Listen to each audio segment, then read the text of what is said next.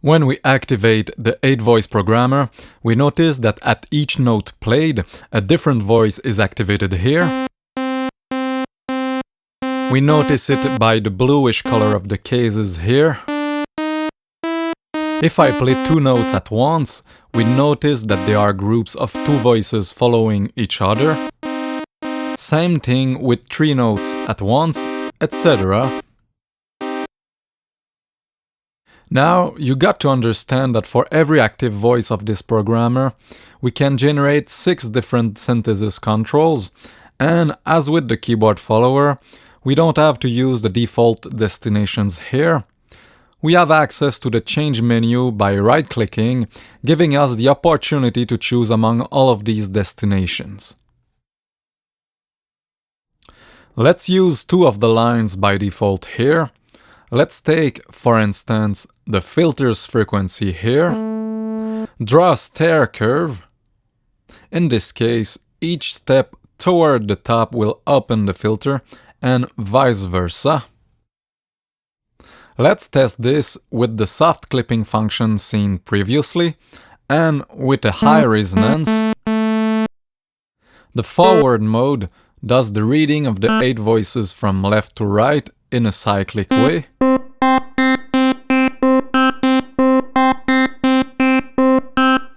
The backward mode does the voices reading backwards.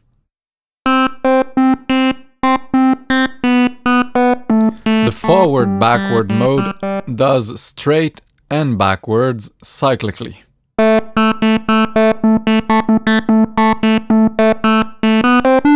Finally, the last mode on which we're staying is the random mode, that is, triggering the 8 voices at random.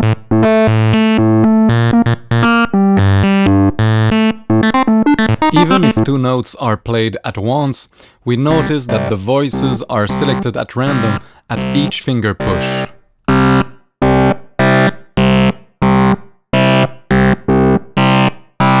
Let's note that the reading modes affect the 8-voice programmer as a whole.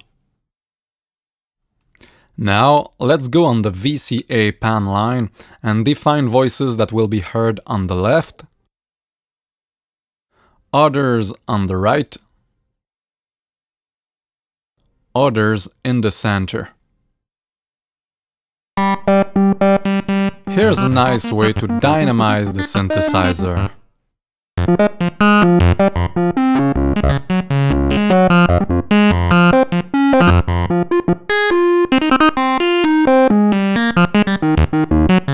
This 8-voice programmer stays active even if we use the arpeggiator, for example.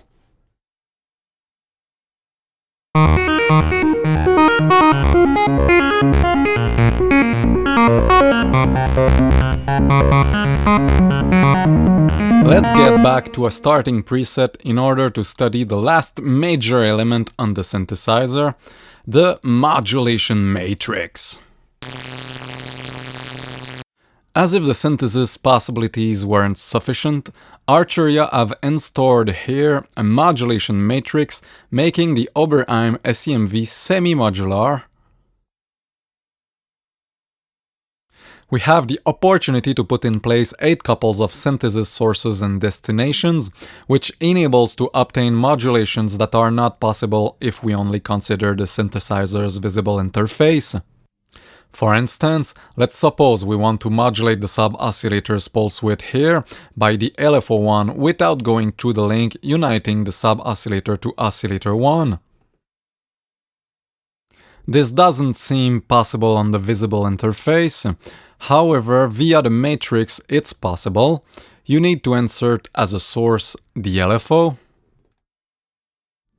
and as destination the sub-pulse width modulation. Here we go. Now you need to provide a positive or negative gain, and the modulation can work. We can set the LFO1 speed as we wish. In addition to parametering modulation seemingly impossible, we can use new sources of modulation like the modulation wheel, the aftertouch, the velocity, the pitch bend wheel.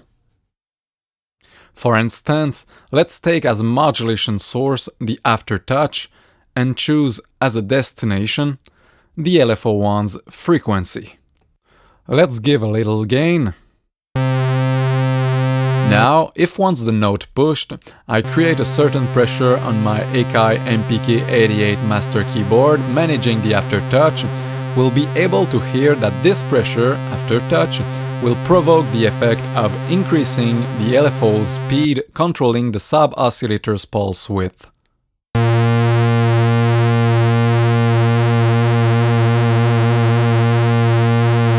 Now, let's parameter a filter's envelope on the synthesizer.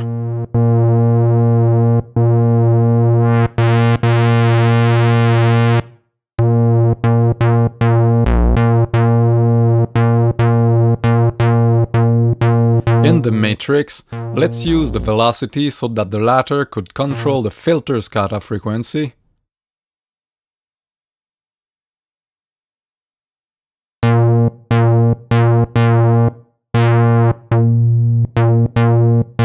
And now, if I press softly, we notice the filter is not too open.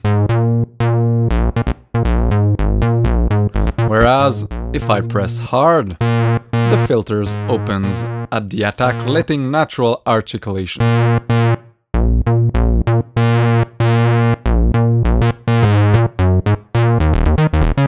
We notice that the aftertouch controlling the LFO1 speed affecting the sub-oscillator's pulse width is still active. Let's finish it off by adding the sound of both oscillators. Let's use a pulse wave on oscillator 2. Lower its frequency 12 semitones lower. By right-clicking, let's detune it slightly. Let's make the LFO modulate a little the oscillators to pulse width. Now, let's also use the pulse wave on oscillator 1. Bring it back 1 octave lower.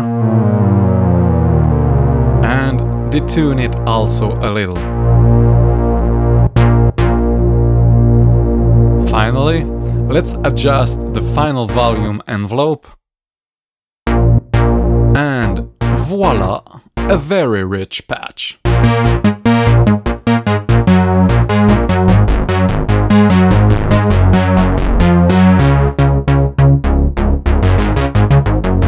To conclude, if we want to control the interface's various synthesis parameters via MIDI controller, nothing's easier.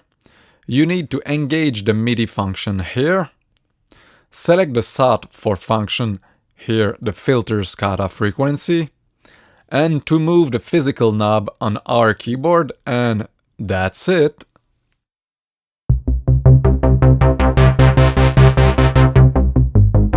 To deactivate a control, you have to do a right click. I hope this video presentation will enable you to understand better how the elements found on this wonderful little beast work. Notice that the introductory music and remade here in conclusion was composed by myself exclusively with the help of 7 instances from Arturia's Oberheim SEM V. On behalf of the whole Arturia team, merci beaucoup. That was Franco La Muerte. Ciao!